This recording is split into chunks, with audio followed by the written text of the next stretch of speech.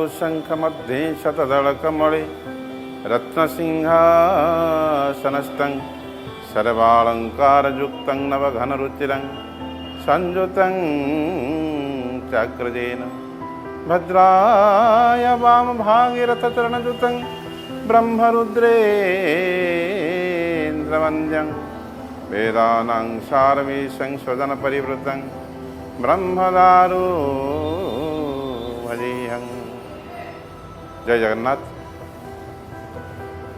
वैदिक सनातन धर्म के जो हिंदू धर्म के जो चारों धाम है, चारों धाम में जगन्नाथ धाम एक प्रसिद्ध धाम है।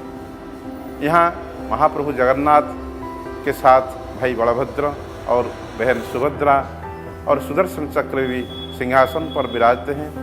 यहाँ हिंदू धर्म के बहुत सारे श्रद्धालु भारतवर्ष के बहुत सारे प्रदेश में आते हैं और यहाँ दर्शन करके महाप्रभु जगन्नाथ जी के आशीर्वाद प्राप्त करते हैं।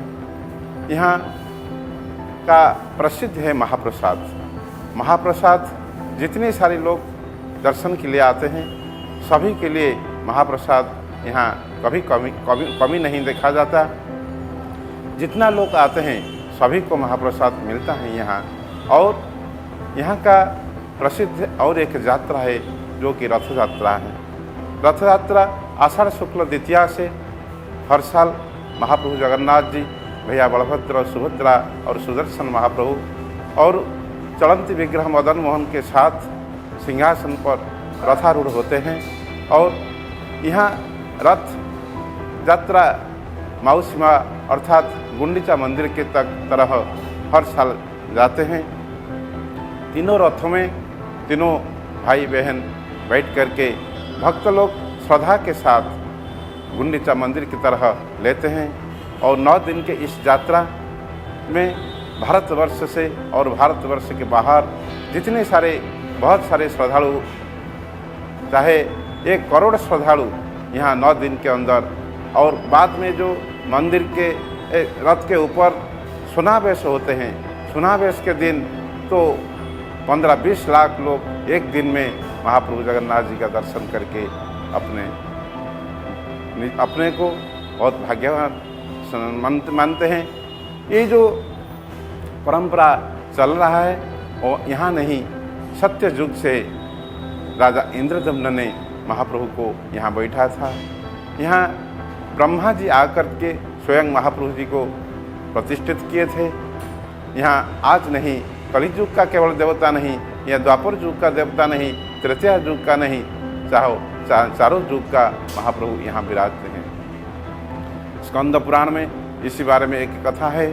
स्कंद पुराण में महाप्रभु जब प्रतिष्ठित हुए तो ऐसा लिखा हुआ है कि राजा इंद्रदम्न अवंती नरेश थे। वो इसने जिज्ञासा किए उनके सब पंडित लोगों को कि महाप्रभु जी को हम कैसे प्रत्यक्ष रूप में, जो संसार के परम ब्रह्म है, परम ब्रह्मों को कैसे स्वचक्षु में दर्शन करेंगे। ऐसा जो जिज्ञासा पंडित लोगों को किए थे, वो पंडित लोग ने राजा इंद्रदम्न को प्रश्न का उत्तर नहीं दिया पाया था। और इस समय और एक जटिल सन्यासी के वेश में महाप्रभु निजे स्वयं आकर के राज दरबार में इंद्रदम्न को बताया थे कि महाप्रभु परम ब्रह्म नीलाचल पर्वत के ऊपर उत्तर देश में, जहाँ महाप्रभु स्वयं जगन्नाथ दर्शन दिए थे, और जा करके आप दर्शन करो। इसी संदेश पा करके राजा इंद्रदम्न ने उनके पुरोहित जो उनके भैया थे उनको भेजे विद्यापति को संधान करने के लिए।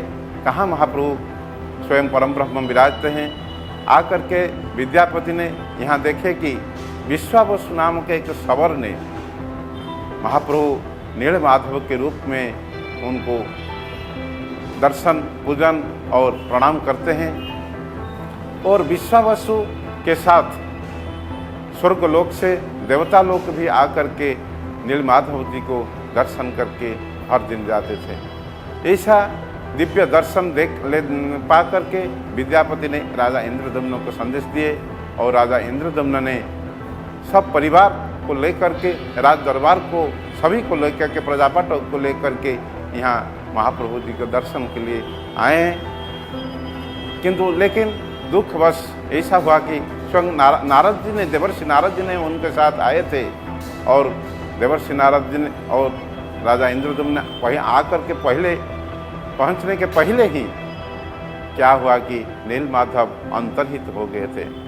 एक बालू का झड़ से राजा दर्शन नहीं पाए और ऐसा हुआ कि नीलमाधव लुप्त हो गए थे और स्वप्नादेश हुआ, हे राजा, हम बाद में आएंगे, तुम 1000 अश्वमेध यज्ञ करना पड़ेगा।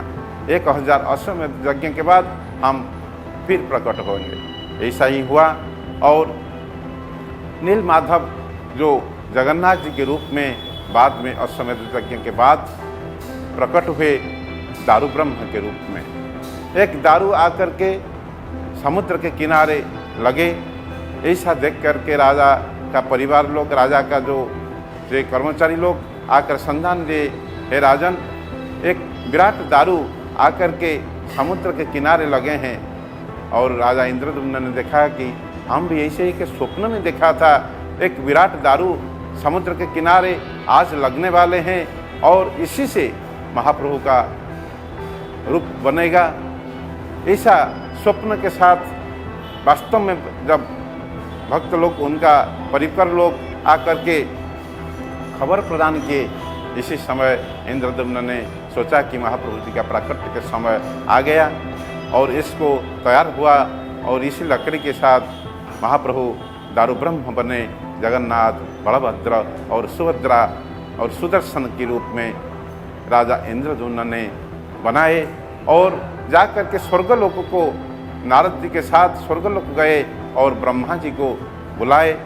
ब्रह्मा जी ने नारद इंद्रदुम्न के निमंत्रण को लेकर के फिर आए और यहाँ जगन्नाथ जी को रथ के ऊपर परिक्रमा करके उनको प्रतिष्ठित किए।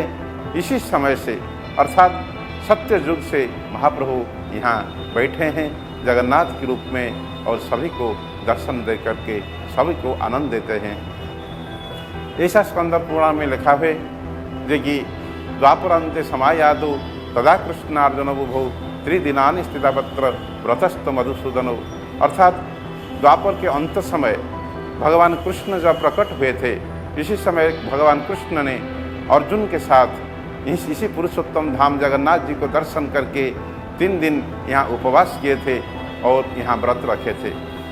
इसी से प्रमाण हुए कि इसका शास्त्र के अनुसार द्वापर युग में भी भगवान यहाँ थे और तृतीया युग में भी यदि देखा जाए तो तृतीया युग में भी भगवान राम विभीषण जी को संदेश दिए थे जी कि जब लंका विजय करके भगवान राम अयोध्या जाने वाले थे, इसी समय विभीषण ने पूछा, हे प्रभु, आप तो चले जाते हैं, हम किसी को दर्शन करेंगे। इसी समय राजा भगवान राम संदेश दिए कि विभीषण, तुम जाओ तुरंत इसी समुद्र के किनारे नीलशैल पर्वत है और इसी पर्वत के ऊपर जगन्नाथ, बलभद्र और सुभद्रा के रूप में मैं तुमको दर्शन दूंगा और उसी को दर्शन करके मेरे दर्शन का फल तुमको प्राप्त होगा। तो इसी रामायण के अनुसार तृतीया युग में भी भगवान यहाँ प्रकट हुए थे और विभीषण भी दर्शन करने के लिए यहाँ महाप्रभु जी के पास हर दिन आते हैं। तो इसी हिसाब से हम देखा जाए महाप्रभु सत्य युग में प्रकट हुए थे राजा इंद्रदुम्न के माध्यम से और तृतीया युग में भी थे, द्वापर युग में भी भगवान कृष्ण ने आकर के यहाँ जगन्नाथ जी को दर्शन किए थे और इसी कलियुग में भी हम सब महाप्रभु जी का दर्शन करके आनंद प्राप्त करते हैं। तो इसी धाम का जो महात्म्य है, महाप्रभु जगन्नाथ जी को दर्शन करके सब लोग आनंदित होते हैं और सभी का दुख निराकरण होता है।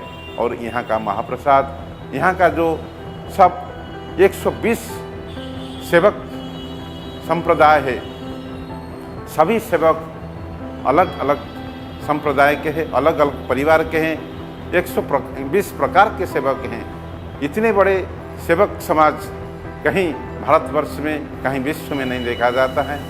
और यहाँ का महाप्रसाद भी इतने ही होते हैं, कहीं विश्व में भी कहीं नहीं देखा जाता है। तो इसीलिए इसी महाप्रसाद के साथ, इसी सेवक संप्रदाय के साथ और यहाँ का जो रथ यात्रा विश्व प्रसिद्ध है, इसी को मानते हुए हम महाप्रभु जी के यहीं इसी मंदिर और इसी परंपरा कहीं नहीं देखा जाता है।